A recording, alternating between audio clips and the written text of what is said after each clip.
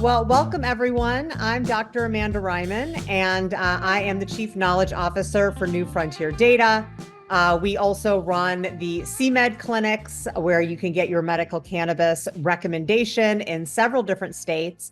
And I'm very excited to welcome our guest today, Dr. Thomas Gerhart. He is a physician, and we're going to be chatting a bit about the process of becoming a medical cannabis patient, what you need to know to determine whether cannabis may be right for you, and what happens once you become a patient. A lot of folks out there go through the process of becoming a patient, and then they're left with the question of how do I find the right products for me, and how do I determine what products work best? So we're going to get into all of that today, and we're so excited for you to join us. Dr. Gerhart, thank you so much for being on the podcast today. And do you want to take a minute to introduce yourself?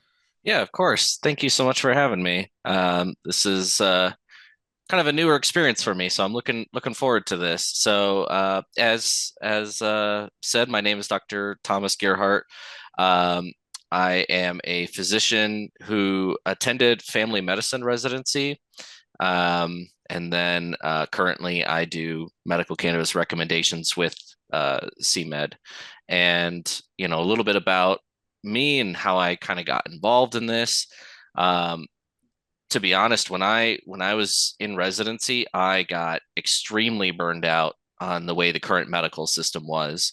Um, I didn't feel like anything I was doing was making patients better. I felt like I didn't have time to address anything with patients, and all medications that I was giving were either prolonging a problem or causing new problems. And I almost left medicine entirely, frankly. And but then I kind of decided, well, maybe let's approach this from a different way. I'm gonna kind of do things my way, but in a more holistic manner. And that kind of led me into this field, and I've been doing this now for a couple of years, and I absolutely love what I do. Excellent. Well, I'm glad that we didn't lose you completely from the world of medicine because we need more people like you. We need more physicians that are willing to take a more holistic view of health, that aren't just, following a very narrow track about what it means to provide health care and really focusing on a more patient-centered approach. And I think that medical cannabis care is very patient-centered because it's really starting with the needs of the patient and how can we support them and think outside the box and think about different ways that we might reduce the potential harms of current medications and help support them in their journey towards finding something that's going to work best for them. So really Yeah. appreciate you being with us today. And, we're going to start with a pretty pragmatic discussion about becoming a medical cannabis patient.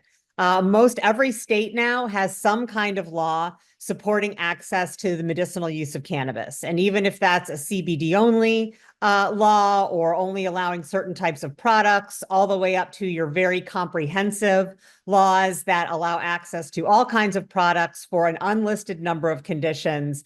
There are people in every state who may be interested in becoming a medical cannabis patient. So as I mentioned, one of the things that differs from state to state is the list of qualifying conditions. Some states, like California, have a completely open-ended list of conditions. It's whatever your doctor feels may be right for you. Other states, such as the state of Oregon or Washington, where I live, have a finite list of conditions, and you have to have a specific type of diagnosis in order to qualify for medical cannabis. So how do people know what's legal in their state? How do they better understand if the condition they're experiencing is something that qualifies them? Yeah, so it's it is definitely a complicated issue when you are trying to compare state to state to state, because as you said, every state has their own set of qualifying conditions, um, and their own criteria as to what it takes to actually get a certification to have medical cannabis. Um, Honestly, one of the best ways you can figure this out is to simply do some internet searches. You might have to look for your state's specific cannabis registry. Usually, they'll have some sort of web page regarding the registry specifically that you can then look at, and usually they will list the qualifying conditions. Or at the very least, you'd have some contact info, and you could contact them saying, "Hey, I'm curious about getting this. What are the lists of qualifying conditions, or what do I need to do?" Um, but generally, the information is going to be online on different state websites. But also, don't be afraid to call any sort of office that does these cannabis recommendations, because they usually, if they operate within your state, will know what is allowed in each state. And so those are a good resource as well to reach out to. um, Yeah, and that's great advice. I mean, every state that has a medical cannabis program is likely going to have a website that's going to give information for potential patients. And something that I want to point out is what you said about not being afraid to call. Cannabis has been so stigmatized, it has been illegal. There have been great punishments doled out for even admitting that you're a cannabis consumer. And that can make some people shy or scared about calling and asking a state agency, how do I qualify to use this substance that until very recently was criminalized? So, for those folks that are listening, I want to assure you that one, nobody can do anything to you for calling and asking this question. And two, if you live in a state that has medical cannabis, this is why that agency exists. It exists to help people just like you who have these questions. So even though I understand it can be a little bit anxiety provoking to think I'm calling someone in charge in government and asking how I can access cannabis, that is what these offices are here for. And like Dr. Gerhart said, most of these agencies will have a list. They'll have a guide on their website to how to become a medical cannabis patient, and that will include the list of qualifying conditions. And states are adding conditions all the time. I just read this morning that Oregon is considering adding female orgasmic disorder. Yay, Oregon. I remember going to Oregon a decade ago and fighting with them to add PTSD to their list of conditions. So, as we see medical cannabis evolve, both in practice and in research, we are seeing states adding conditions, being a little bit more lenient about who can obtain medical cannabis, which is a really great thing to see. So maybe you're in a state and your condition did not qualify a couple years ago. Check back, keep checking, because some states just eliminate the finite list of conditions altogether and say that it is now the decision between you and your doctor. So keep your eye on those conditions because they do change. Okay, so you are a doctor who works in medical cannabis practice. A big reason why this specialty exists is because one, doctors are not taught about cannabis or the endocannabinoid system in med school. And two, as you mentioned, kind of more traditional medicine, has a skeptical view of medical cannabis. And so people don't feel comfortable talking to their primary care provider about medical cannabis, and they want to seek out a physician that they know, one, has a little bit more information and background and knowledge about the use of cannabis as medicine, and two, isn't going to judge them, and isn't going to stigmatize them for asking the question. So my question to you is, when should people think about talking to their general physician or a specialist that they're seeing about medical cannabis? And if that's not possible or not advisable, how do they find a medical cannabis specialist in their area?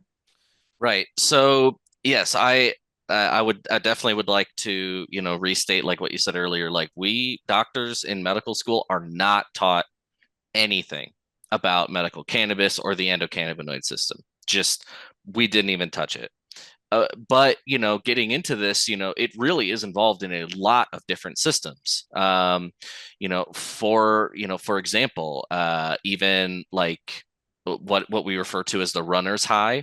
So if you're exercising and you've been running for a while and you get those good endorphins, those are largely endocannabinoids that your body is producing and using. And there's even been research that's shown that using just a little bit of THC, CBD before an exercise like that promotes that runner's high and generally makes the experience better. But that's a system that we just are never taught. We have no idea. And so that's the thing with a lot of doctors is they just have no idea how it works. They just weren't taught. And then, um, and to give, doctors the benefit here, they're busy trying to keep up on other things, depending on their specialty, you know, medicine's changing all the time. And so, they're spending all of their free time learning about their specialty and changes in that. They don't really have time to keep up with, something that's really outside of their field. So, um, usually where people first mention this to their doctor is going to be to their primary care physician. Um, Oftentimes they'll ask questions like, do you use alcohol? Do you smoke? And then there's usually the question of, do you use cannabis? And usually at that point is when it comes up, you say, yes, I use cannabis, but I have a medical card. And then you kind of have one of three things that might happen with different doctors. You might have a doctor that says, oh, okay, that's great. Tell me about it. What are you using it for? How's it helping you? You might have some doctors that approach it with a little bit of skepticism, that don't say anything one way or the other, but, in the end, support you as a patient and, want to work with you. And then you'll have the doctor who has, heard of all the stigma and is said like, oh, nope, we need to stop that. That's probably causing a lot of your medical issues, yada, yada. There is not a shortage of doctors that I've talked to that have blamed various health problems on cannabis use, which frankly is absurd in a lot of cases. But that's just kind of the state that this is all in right now. So, when you bring this to your doctor's attention, I think the biggest thing is just to be honest and open. Tell them about why you're using it, and especially if it's for something that you've been treated for in the past, what has your treatment plan been up to this point? Like if you are a chronic pain patient, for example, um, basically like what medications did you use in the past? Did you use opiates? Did you use gabapentin? Did you use NSAIDs?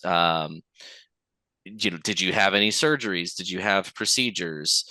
Like, what was the path leading up to you getting your medical card to help them understand that, why you've chosen this route? Because a lot of times it's, they take opiates and they're like, well, obviously that just made things worse. They did a surgery, didn't help.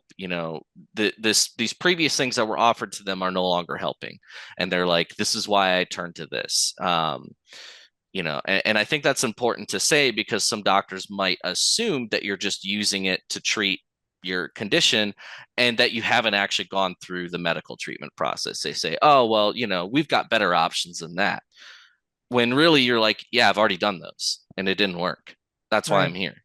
Right. So, that's kind of a big thing. But then, depending on, if your doctor is at least, listening and is there for you, then it's important to at least consider their opinion on this, especially when it comes to like very specialty care.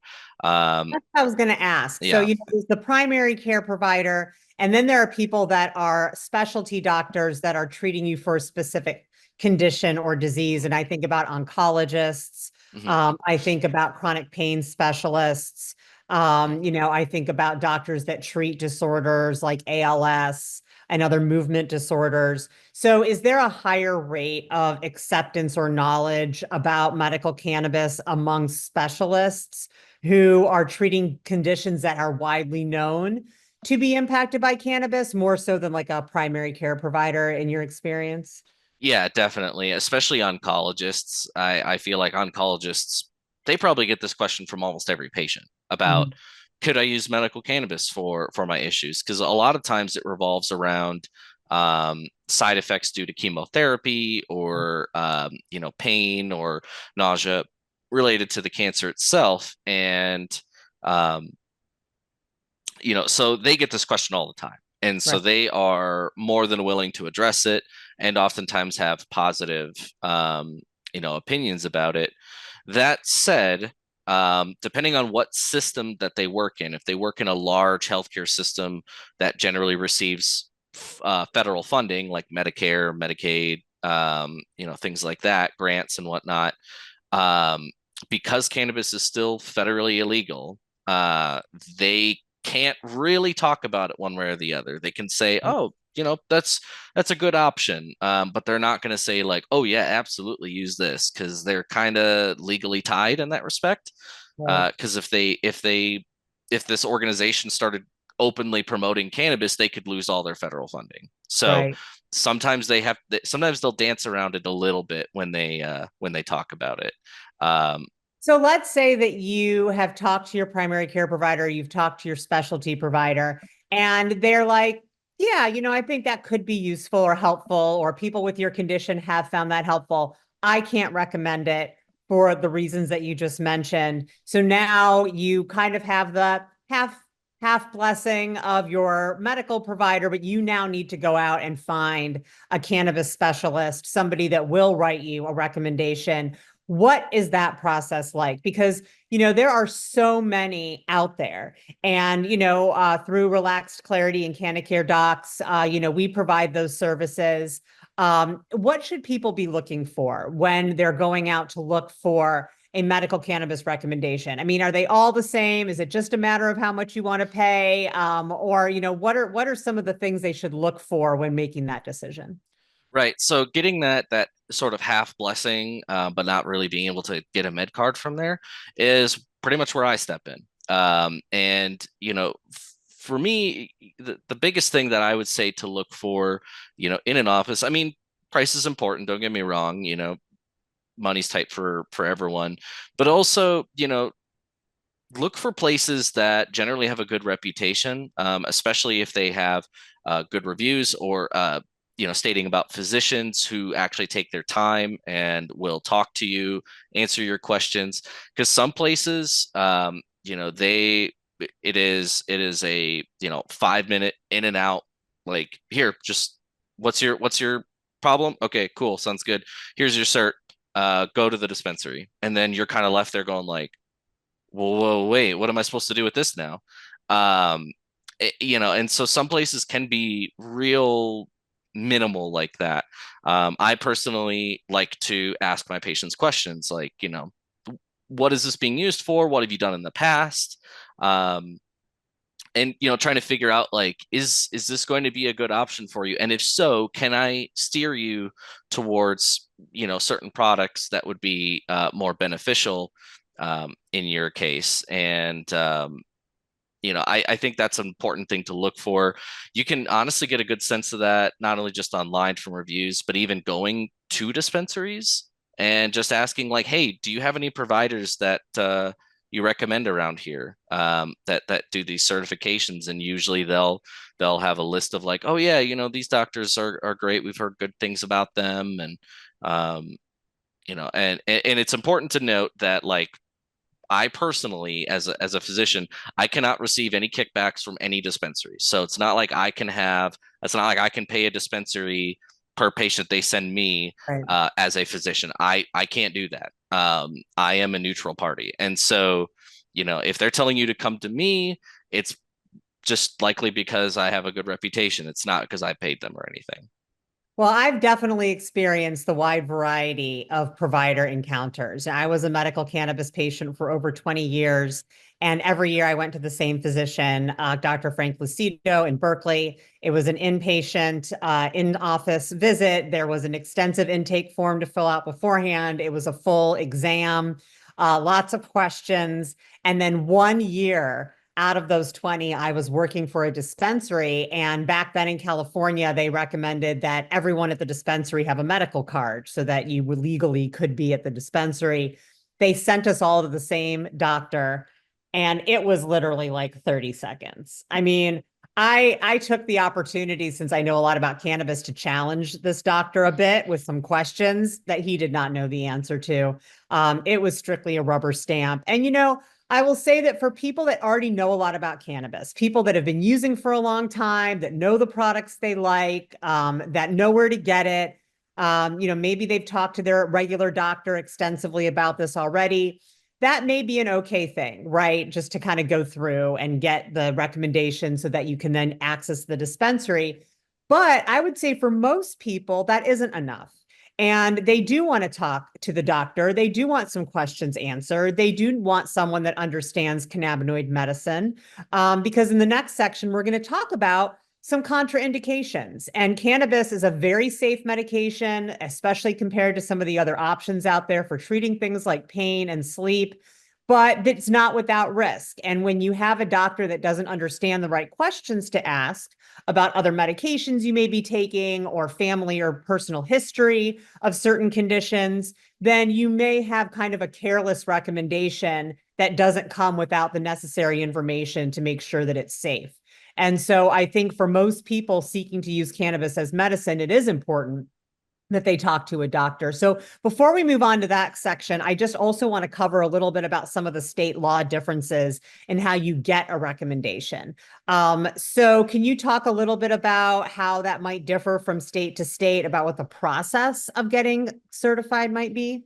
Yeah, so each state has its own particular laws about what you kind of have to do before you get a recommendation. So I'm pretty much based out of Colorado, and for our process, you have to make an appointment. It has to be in person. The state law says it has to be done in an office. I have to see you in person. Um, and then from there, I submit my certification to the state, and then the patient after that visit will then go on to the state registry and apply to get the medical card. And then in that application, it links my certification with their application. And then the state kind of looks it over and then issues the medical card. Other states, telemedicine is allowed. And so, it doesn't have to be an in-person visit. You can just do a Zoom call, essentially, and get the recommendation over the phone. Um, then there's like I want to say it's Delaware did something interesting where if you're over 65, you can almost self-certify because it's kind of like, well, at this point, you know your body, and so they allow patients to self-certify. So it does totally differ by region, but and of course, trying to find the doctors that do these recommendations in your state and asking them, hey, what does the process look like? Do I need to come in? Could we do a telemed? They're going to be a great resource for that. To tell you, like, for example, you're in Colorado. Yep, we got to see you here in office, but once you get that done, the med card gets issued in just a couple of days. Yeah, I know. And when I was living in California, for a while there, you had to get your med card from your local Department of Public Health. After you got your recommendation during COVID, a lot of the departments of public health either shut down or had very limited hours. So they went back to allowing you to use your doctor's recommendation as your entree into the dispensary. So going back to the same thing as qualifying conditions, go on the website of the Department of Medical Cannabis in your state. They should tell you exactly what the process is in order to get that medical card, what you need to have, whether it's an in-person visit or not.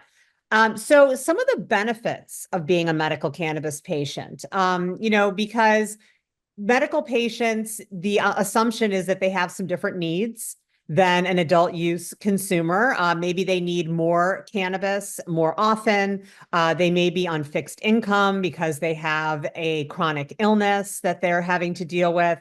So what are some of the advantages of being a medical cannabis patient?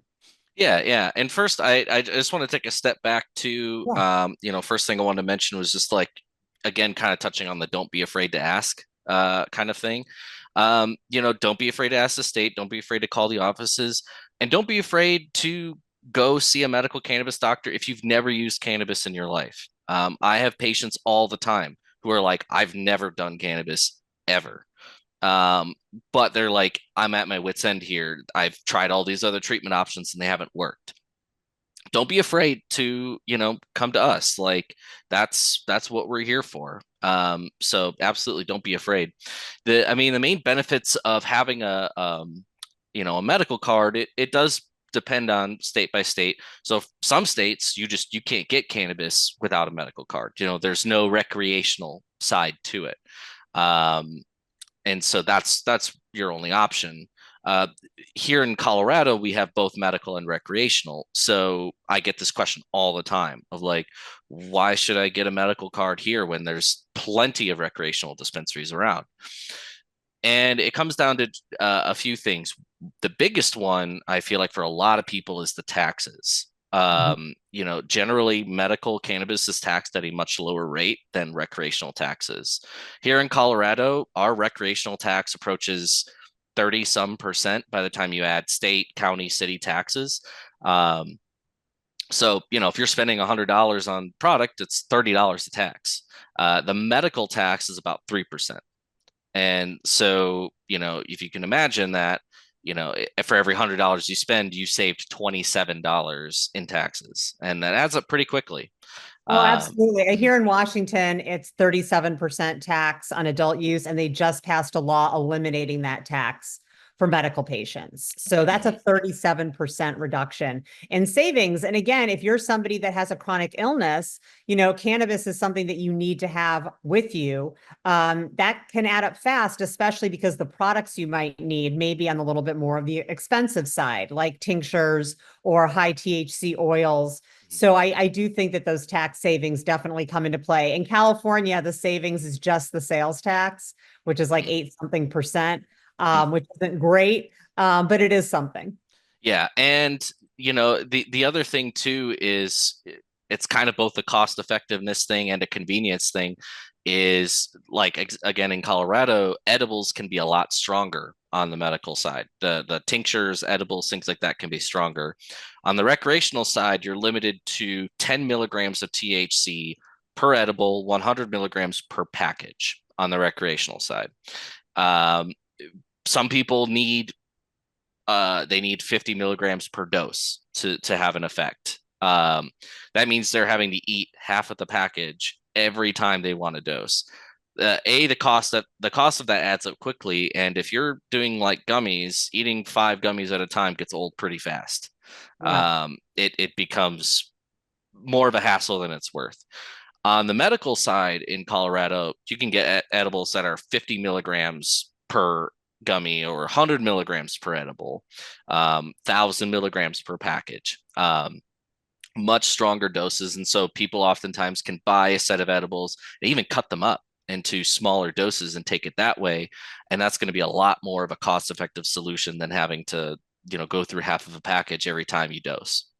Oh, absolutely. And I mean, here in Washington, products that are for medical patients also go through more rigorous testing Mhm. protocol. So they have certain things they test for a medical product that they do not test for an adult use product, which, you could say, well, they should test everything, for everyone. But if you are immunocompromised or, have a medical condition, you may be more sensitive to certain things being in the product. Another difference here in Washington is that you can only grow your own if you're a medical patient. Now, I really hope they change that. I don't really think that makes much sense, but it's another reason to become a medical patient because, again, growing your own is the most cost-effective way to get your medicine, because that's definitely less expensive than purchasing flower or edibles at the dispensary. And then in California, you can have higher purchase limits. So if you're an adult use consumer, you're limited to 1 ounce when you buy it at the dispensary of flower. I believe if you're a patient, it's 4 ounces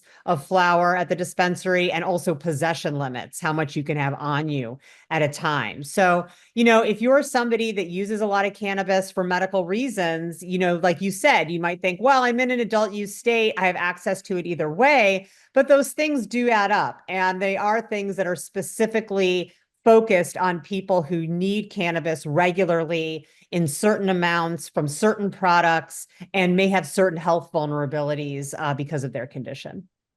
Yeah, absolutely. Here in Colorado, it's the same kind of thing. Recreational adult use products, you can buy an ounce at a time, an ounce per day, where medicals is about 2 ounces. But then there is the option that we have here in the state called an extended plant count, which is essentially allows you to purchase even more than that. And that usually is going to be dependent upon a few things such as the severity of the disability, the location of the patient. So a lot of Colorado is quite rural, and there is no dispensaries within a 3-4 hour drive. And so, an extended plant count makes sense for them because they can either grow a large amount at their home, or when they do make a trip to go to a dispensary, it can be worth their while, to try and stock up for everything instead of, needing to go to the drive 3 hours every couple of weeks, just to obtain what you need. Oh, absolutely. And most states like Colorado, California, Oregon, Washington that have urban areas and then a lot of rural areas and also allow local control. So allow communities to decide whether or not they're going to allow cannabis retail into that community, have, what we refer to as cannabis deserts, where Mm. cannabis may be legal in that state. You may have a right to purchase it, but there is no retail opportunity within a very far way of where you live. So yes, being able to grow a large amount for yourself or being able to stock up when you make that trip is really important for medical patients. All right, so I think we've covered how you become a patient, what to look for, where to find that information, how to talk to your doctor, how to find a medical cannabis specialist, what the benefits are of becoming a patient. Let's talk a little bit about the healthcare behind being a medical cannabis patient. So we've already mentioned some conditions, things like cancer, movement disorders, insomnia. Can you talk a little bit about some of the conditions that we have fairly strong evidence that where cannabis can be beneficial? Yeah, so like we talked about earlier, every state has their own list of recommendations, but they all generally tend to follow a similar pattern. They all generally tend to treat roughly similar things, and then there's like a couple of things that are unique to each state, possibly. But like for example, chronic pain is probably the number one. Mhm. I would say that's just about everywhere. Conditions that results in severe chronic pain are going to be on that list. And conditions resulting in severe and chronic nausea can are oftentimes listed on there. So things like irritable or like inflammatory bowel disease or irritable bowel syndrome, are options as well. Typically, things like migraines or history of any traumatic injury where you've had to have like surgery and you have hardware in place and now it just hurts every time the weather changes. um those are good options. Any condition really where an opiate could be an option, cannabis is also an option. And and then there's a few different things like here in Colorado where we have PTSD. That was a recent addition, as well as autism. uh, Autism, there is a huge benefit to cannabis use in cases of autism. And that's one that our state here has. And then even interesting like glaucoma is one that's just on our list. People use it to help control their pressures, in their eyes and any visual issues. That's something that's there. But certainly the chronic pain, chronic nausea, cancer patients, we have a lot of evidence showing how it's helpful. And there's even been essentially FDA kosher THC or CBD that's been developed. Oh, I forgot to mention seizures. That's another big one that shows up in most every state. Epilepsy, things like that. Or like childhood seizure disorders. And there's even approved, FDA kosher THC or CBD. Like for example, Marinol is a synthetic THC that it can be used for cancer patients. Now, I will say it tends not to work very well. The Yeah. experience I've had from most patients is it just doesn't really seem to help a whole lot, and that's due to likely what we think is something called an entourage effect, which we could probably do an entire podcast episode on that. But more or less, it's the idea that you need multiple different cannabinoids all working together to actually make it work. And so when you have I describe the entourage effect like a symphony. Mhm. So, like, you can have a single instrument and it can be pretty, but when you add all the instruments, even in different levels of volume, um, it's a much more rich and holistic effect. Yeah, And and it fits different places. Like it's it's not all like in the symphony example, it's not all high pitched instruments. You've got your bass instruments, you've got your percussion. They're all doing different things, but they work together to create this wonderful thing. Well, let me ask you about Mhm. mental health because that I know has been a bit of a controversial thing when it comes to cannabis. Talking about things like chronic pain, seizure disorders, those are people are like, okay, I get that, right? Like that makes sense to me.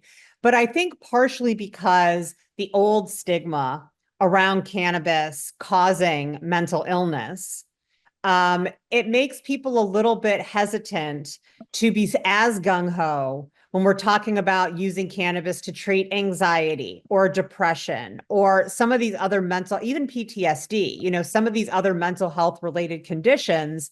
Can you talk a little bit about using cannabis for mental health conditions and is that impacted by previous self or family history of having certain conditions? What is the relationship between cannabis and use for mental health? Because we know when we interview consumers, when we survey consumers, anxiety, insomnia, and relaxation are the top three reasons why people use cannabis.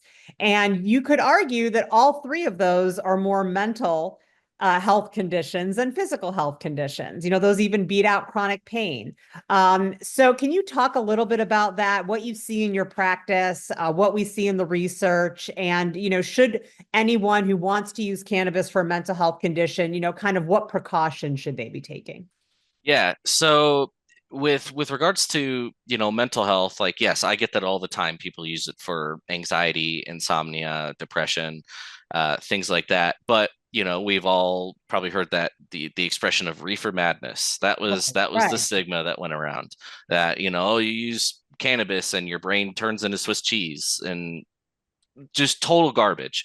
Totally. Um, but but that was kind of the thing for decades, and so we're slowly coming back to that. But generally, the evidence with treating anxiety, depression, insomnia isn't super well understood. And while I see the benefit to a lot of patients, um, it's not typically a approved qualifying condition in several states. So Colorado, for example, the only the only condition that I would say is mental health that's approved is the PTSD. Everything else is some sort of physical or organic cause. Not necessarily a psychological one. And so, that's something to keep in mind when you're looking up your qualifying conditions in your state is that anxiety, depression, are probably not going to be a qualifying condition. But that said, you shouldn't be afraid to try cannabis for your symptoms, especially things that with THC and CBD. The CBD really, really can help offset that anxiety. But CBD, again, with that entourage effect, CBD by itself tends not to really do anything. You need something else with it, some amount of THC, some other cannabinoids with it to really get the full anxiety relieving effect. And on the other end, if you have anxiety and you use cannabis, you want to be careful about using too much THC Right. because one of the kind of major side effects of using too much THC is it's going to provoke some anxiety. It might provoke a little bit of paranoia, kind of like a not so much like a paranoia of like CIA stalking me, but more of a paranoia in that like it seems like the subjective experience I've heard from patients is like they just feel like everyone's mad at them. And they kind of have this like, oh man, I'm just a horrible person. I feel like everything's going wrong. That can happen if you do too much THC, but the CBD will actually counteract that. So adding both of those things, the CBD and THC, really help to counteract that anxiety effect. And then the other thing to really be cautious of is things like schizophrenia. That's been kind of a big one where you'll hear people talk about like, oh, my son used cannabis and now he has schizophrenia. Well, okay, so there's a bit to unpack with that. There is some evidence that using a very large amount of cannabis for a very long period of time in adolescence could potentially lead to the development of a psychotic issue like schizophrenia. That said, it's we don't know the precise dose response relationship, but we know generally it has to do with high doses. Like kids that are 13, 14 that are using way too much cannabis, can cause these issues. But also, if they used way too much alcohol or way too much of another substance, they'd probably be messing themselves up even more. To be frank. And but if that's something you're concerned about, one thing that you might want to pay attention to is, do you have a family history of schizophrenia? Right. If you do have a family history, that's not to say you shouldn't use cannabis, but just use it with caution. Use only lower doses of THC. Just use what relieves your symptoms and don't go overboard. Um, yeah. Yeah, I think with things like mental health disturbance, schizophrenia, bipolar disorder, psychosis, I've always felt it's a bit of a chicken or egg thing because a lot of these conditions start to present in late teens. And they may present in ways that the teen isn't really aware or conscious of what it is. They just feel off, or they just feel disconnected, or they just feel depressed or anxious. And they really aren't to the point where they can start looking at this as a cluster of symptoms connected to a disorder. And then self medication happens. And they start using high amounts of cannabis because they have this feeling of being disconnected, being socially outcast, not feeling like they're kind of with everybody else. And so that leads to high amounts of cannabis use, which then can either bring symptoms on faster or can bring them on more severely, but may not be bringing on something that was never there. Yep. And so Yep. it's really difficult, I think. I mean, I don't think that adolescents should be using any mind altering substance in great amounts because of developmental issues in Hmm. that time of life and decision making and everything that's going on. But I do think that it's important that if you're, and this is just my social worker hat coming on, if you have an adolescent that is using a large amount of a psychoactive substance, not just punishing them for using a substance, but really looking at what's underneath.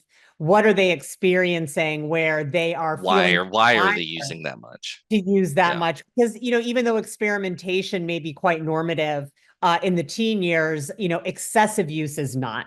And so, I think it's important that we not punish teens just for use, but we say, look, if you're feeling the need to use it this regularly, what's happening underneath there and how can we support you? And, it just also makes studying this relationship extremely difficult to show any kind of causation other than just correlation between consumption and symptoms. So that's just, I will go up my little mental health tangent there. Well, yeah, that's exactly it. On several, so as part of, like, one reason to get a medical card too is if you're under the adult age, it may be the only way to access cannabis for your particular condition.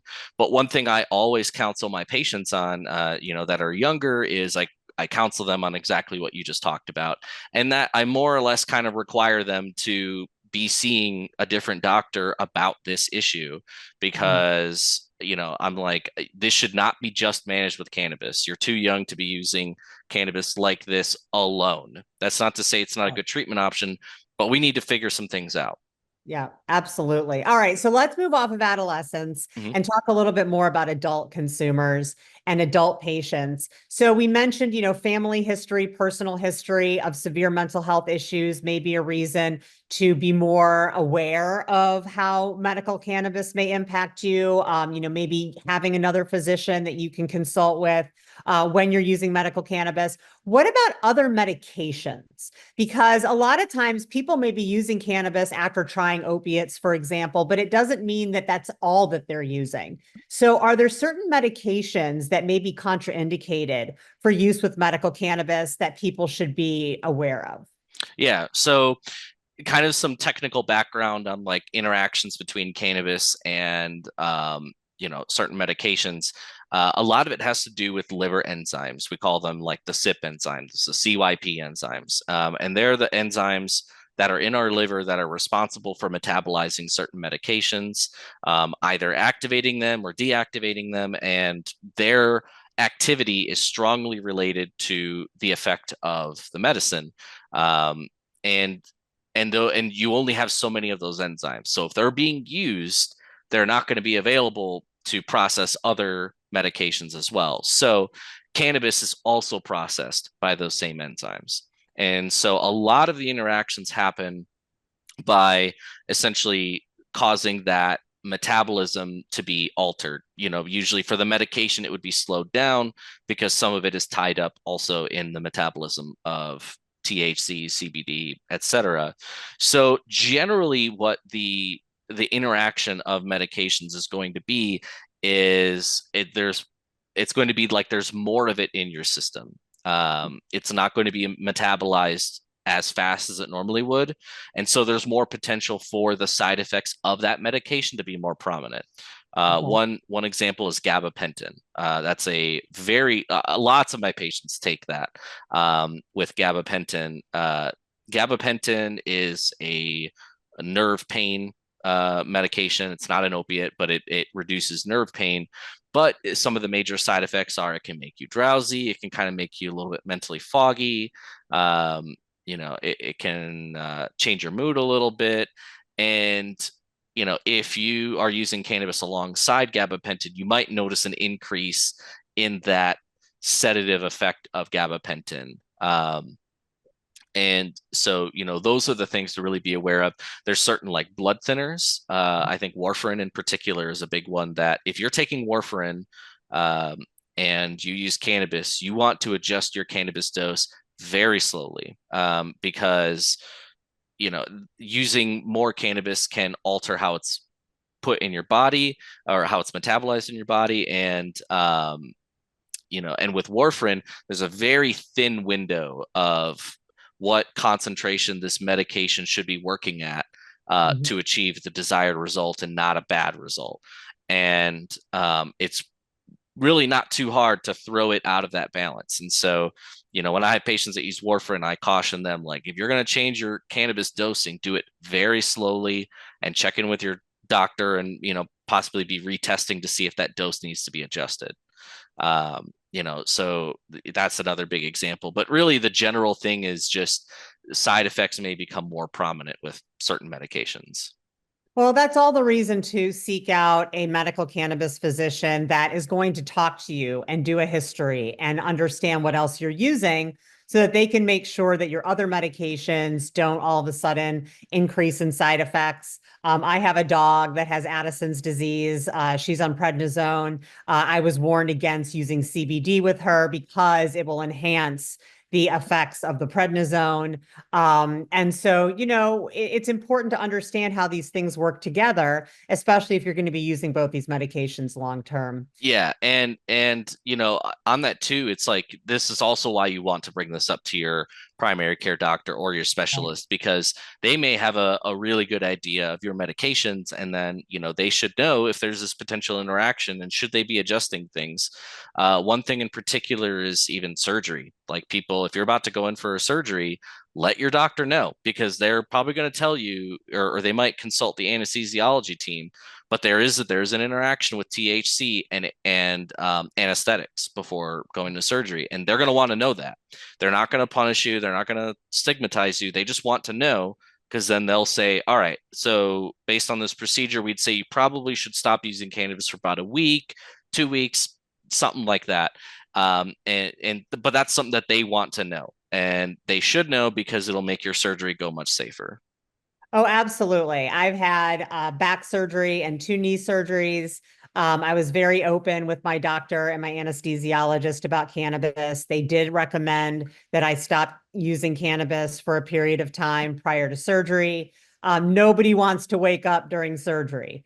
So, being open and honest, I would say even with your dentist, I know that Novocaine sensitivity can vary when you use cannabis, especially if you're smoking it. You can require more Novocaine in order to get numb. So and this is honestly one of the best things about having medical cannabis be legal is that we can have these conversations. And, before it was you were afraid to tell anyone. And these are things that medical professionals need to know to properly care for you and to make sure that you're not put at risk. Mm. So being able to have these conversations becomes really important. All right. The last thing I want to talk about is something that I'm sure you get asked all the time, especially from the people that are new to cannabis, which is, all right, I've got my recommendation. How do I know which product is right for me? How do I know which dispensary to go to? How do I know what's going to work? What do you tell them? Yep. So usually first thing I tell people is there's really unfortunately no one size fits all treatment here. Everyone responds to cannabis completely differently. For example, there's a certain percentage of the population that edibles do nothing for them. Like they will take 1,000 milligrams of THC and feel nothing. They don't metabolize it. There's something about that we're not quite sure of, but we do know that there's a subset of people that have this. There's people that may react to certain strains worse. You know, so typically there's cannabis kind of falls into one of two subspecies. There's like sativa or indica is what you'll hear, and then a hybrid, which is usually some combination of the two. Sativas tend to make people more anxious and not really offer as much of a medical benefit. And indicas tend to be a little bit more sedating, but they tend to offer more of a relaxing pain relief, go to sleep type benefit. But that's not always the case. Some people find sativas to be extremely useful for their various issue, and some people find that indicas are the way to go. And so there's really no one size fits all. But that said, I tend to steer patients towards edibles, tinctures, things like that, because it lasts longer. That anything inhaled, whether it be by flower itself or a vape pen or concentrate, tends to last about an hour or so, and then it kind of wears off and you're back to doing it again if you still need that relief. The edibles can last anywhere from 4, 5, even 6 hours, and maybe even still have a lingering after effect throughout the rest of the day. um, Tinctures tend to last about 2, 3 hours, but they work a little bit quicker. And so that's the other thing to consider, is that with edibles, it can take 45 minutes to an hour sometimes to really start working. Um, Tinctures take maybe about 15 minutes. And then anything inhaled is usually within a couple of minutes. Right. It works pretty quickly. And so if you need that immediate relief, the inhalation is more of the immediate method, but tinctures are pretty close behind.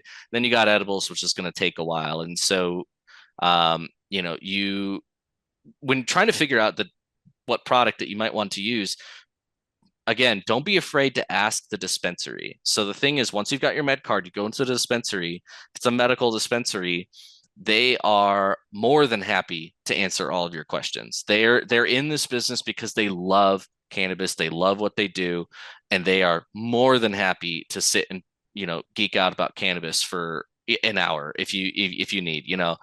I hear that all the time from patients, in that like, oh, I'm sorry for asking all these questions. And it's like, that's why I'm here. That's why people at the dispensaries are there. We want to help you. We want to answer your questions. So don't be afraid to ask those questions, even if there's a lot of them, especially if you've never really used cannabis. They will happily walk you through, oh yeah, here's this product that really tends to help with this.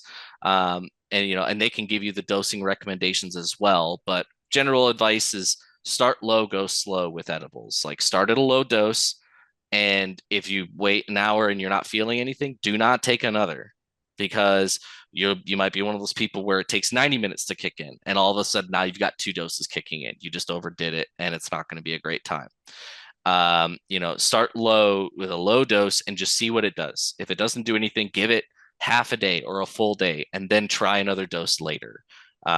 You want to be careful not to step too far, because it's not a good experience to accidentally overdo it. But on that note, there's never been any case of THC overdose leading to death. That's not a thing. So you're not going to have any sort of permanent issue or anything like that if you overdo it. It's just not pleasant. Right. Well, I love tinctures. Tinctures, I think, are the most underrated way of consuming cannabis. I understand there's not a lot of ritual around it. And so, a lot of people don't choose that, but I like it because of the quick onset. You can take it anywhere. And you can find very specific cannabinoid ratios in Yes. tinctures that are full spectrum. They have multiple cannabinoids, but they have, it's really hard to find a high CBD, low THC flower. It's really hard to find a high CBD, low THC edible, but you can find a tincture that's 5-to-1 CBD THC or 1-to-1-to-1, which is what my dog is on, Mhm. THC, CBD, CBG. And so you can really play around with that cannabinoid ratio and you have that fast onset. I will say, the nano emulsified edibles that you see in the dispensaries now that are fast acting, that don't go through the liver in order to be metabolized. You are going to feel those effects in about 10 to 15 minutes, which, I think is also good for trying to titrate your edibles dose. But I'm with you. You really want to find your minimum effective dose. You want to find the smallest amount you could possibly take and still get the effect that you're looking for. And you're right, there is no fatal risk of taking too much THC, but for some, especially for somebody who's newer to cannabis, it can be a scary experience and it may make them not want to use it again, or it may make them associate panic or being overwhelmed with using cannabis, which can be tough to shake off.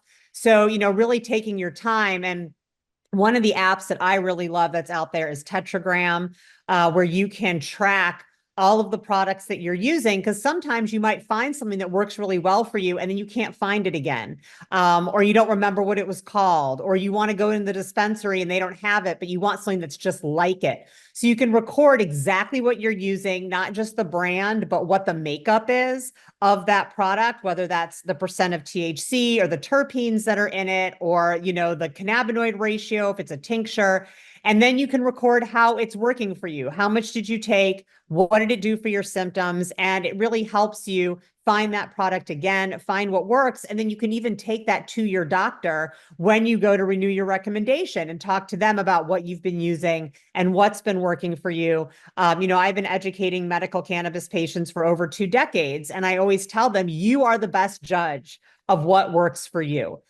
You might be able to get recommendations from other people with your same condition or from bud tenders, and they're definitely useful. But when it comes down to it, you are the best one to know what works for you. And so keeping a journal, writing down what you're using and how it's working is the best way to notice what the patterns are that are going to bring you relief and what you want to avoid. So I recommend that people definitely take that practice on. Yeah, absolutely. 100% agree with that.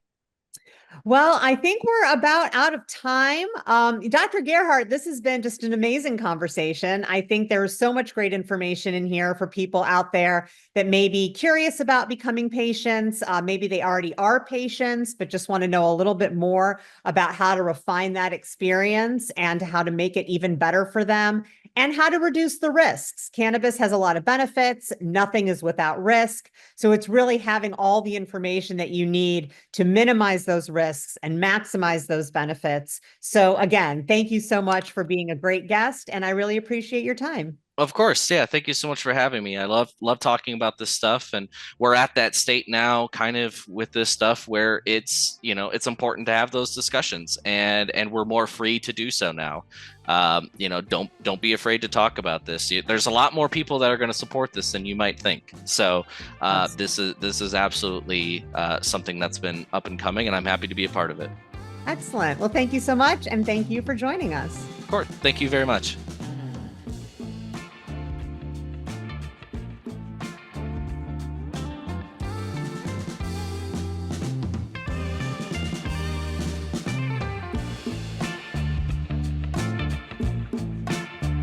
New Frontier Data provides this podcast for entertainment purposes only. Nothing stated in this podcast should be taken as legal or financial advice. Reference to any specific product or entity does not constitute an endorsement or recommendation by the company. The views expressed by guests are their own, and their appearance on the program does not imply an endorsement of them or any entity they represent. Views and opinions expressed by New Frontier Data employees are those of the employees and do not necessarily reflect the view of the company or any of its officials. If you have any questions about this disclaimer, please contact our legal department.